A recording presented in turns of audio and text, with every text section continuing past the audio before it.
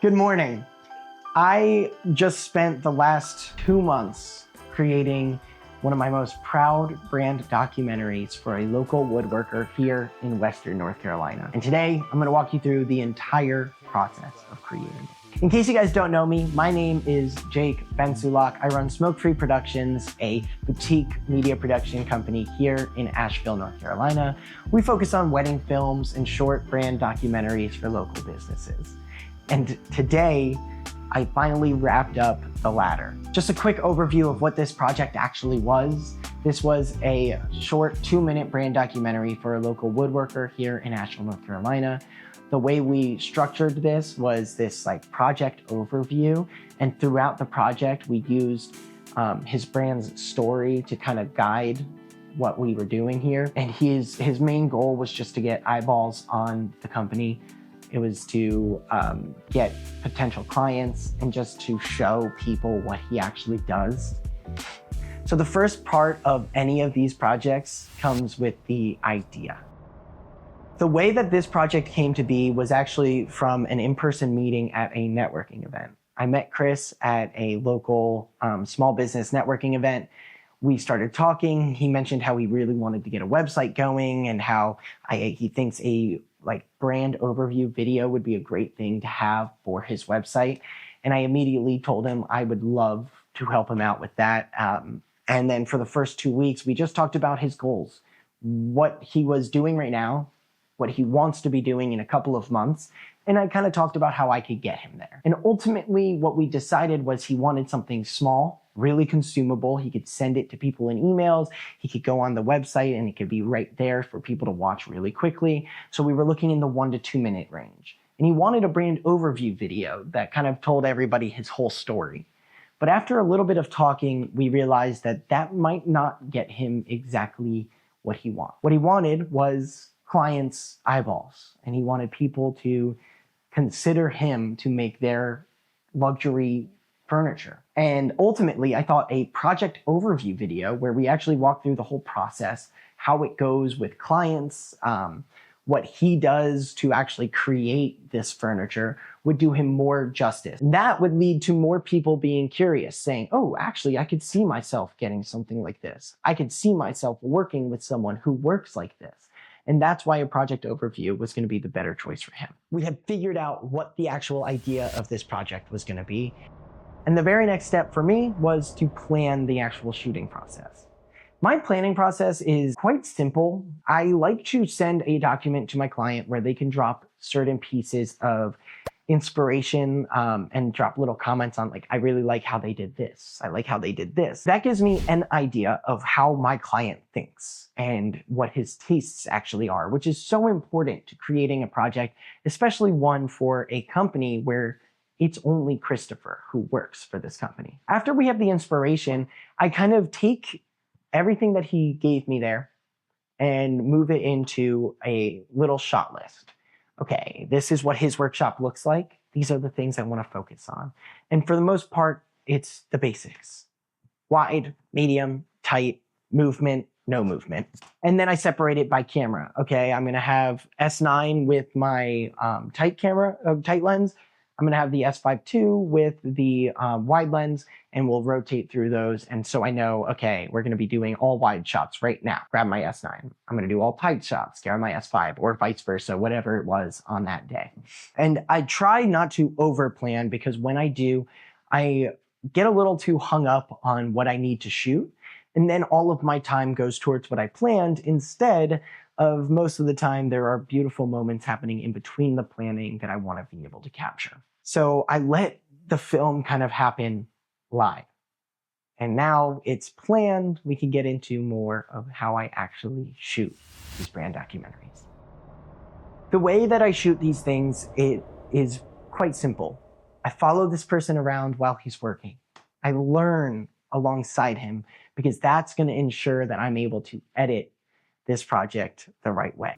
Because this was going to be cut at an angle, like a 10-degree angle on the saw, so that I was going to when be I cutting learn into the little second vocabulary one. So words this, within his profession, I could get one I know more when out of he this. speaks about them in our interview later, I know what what clip to grab, what I need to shoot the next time we do shoot, stuff like that. It's really important to actually learn what you are shooting because it helps all stages of the process. I don't set up any lights when I'm actually shooting B-roll coverage because I want it to feel really natural.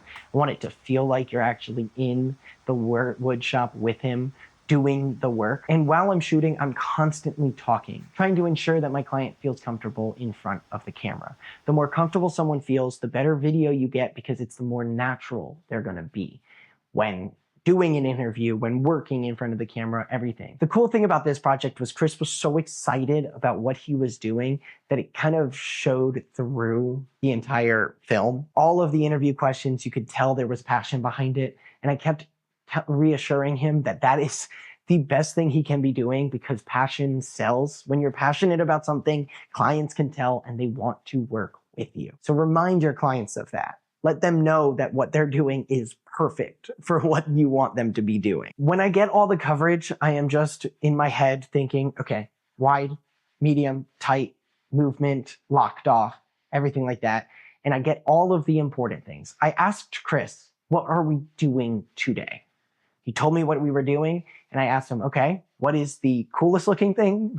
What is the most important thing? And then everything else I will just be shooting, but I want to ensure that the coolest and the most important is getting shot the way that it needs to be shot. And then it's just being a documentary filmmaker. It's having your camera ready for those little moments that you think are funny. It's getting those interesting angles. It's focusing on Christopher because he is the story. He is the business. After all the coverage is done, I set up one light and we got to the interview. My one light setup was a mindful decision. I wanted it to feel really natural and not rehearsed and not super commercial, I guess is the word. So we did one light. I did 2 cameras. And I just had a conversation with Chris. I asked him how he felt about this project. I let him talk, and then just little questions that keep it really natural because, once again, these people aren't used to being in front of a camera. So the more natural you can make them feel is the better they're gonna come across on camera. Some things that I always keep note of when I'm doing an interview is key light, nice, soft, big light source. Rim light, just to ensure that we are capturing this person and giving depth to the image. And we're having enough shadow to give it some kind of interesting factor. This one was not very contrasty, mainly because what we were doing was a project overview. It didn't need to be contrasty, but always keep those 3 things in mind. And then the background is so important. It needs to be not only well lit, but it has to be a character in the story. The background here was this wood shop. It had all of this equipment. It wasn't super neat, but it was organized. You know what I mean? Kind of like Casey Neistat's office is organized chaos. It's developed in a way to have this flow for him to be able to go from one station to the next station with little interruption. And I wanted that to be shown in our interview because it plays such a significant part in our story. The last part of this process is editing. And the one thing that I really want you to keep in mind when doing projects that last for 2 months, this was 4 different shoots, 2 months. A lot of the shoots were all the same.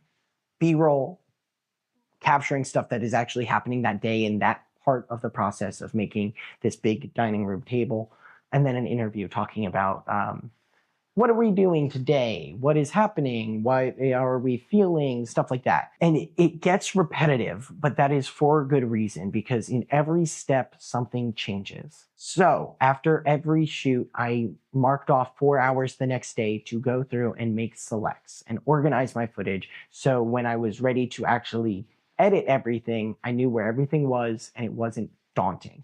The less daunting you can make your editing timeline, the more you're going to want to edit. And that's just the truth. Luckily, I was the producer, cinematographer, and editor all on this film. So I was able to kind of have a hand in everything and know when I was going to another shoot, what I needed to capture that day. And, what I didn't because it wasn't going to be important to our storyline. And when editing, I just think about what are we trying to do here? We're trying to get eyeballs on this company. We're trying to sell furniture for Christopher. So the story follows that trajectory. We're selling, but also how do we sell? In my opinion, people sell. How is Chris a big part of the process? How is what he's doing interesting for potential clients? And we do that. And we let the story breathe through music, sound effects, B-roll. He doesn't need to be talking the entire time. Even though it's 2 minutes, you might want to fit every bit of information in, but let it breathe. Give the viewer time to process what he just said. And sell it with some sound effects, because that gives the viewer a little like, ooh, pay attention here. Something's happening. And overall, I'm just so proud of this project that we did. It's Smoke Free Productions' first multi-month project. And I can't believe how amazing it came out. Thank you for watching this video. If this type of content is interesting to you, I highly recommend that you check out the other videos on my channel. Maybe consider subscribing. Drop a comment if this helped you at all. And if you wanted to actually watch this film, it'll be up right here for you to watch, as well as on my website. If this is something that you think your business, your brand, your person, your couple needs, go check out my website down below. I have a plethora of work on there that I would love to be a part of whatever project you have going on. Cheers, and I will see you guys very soon.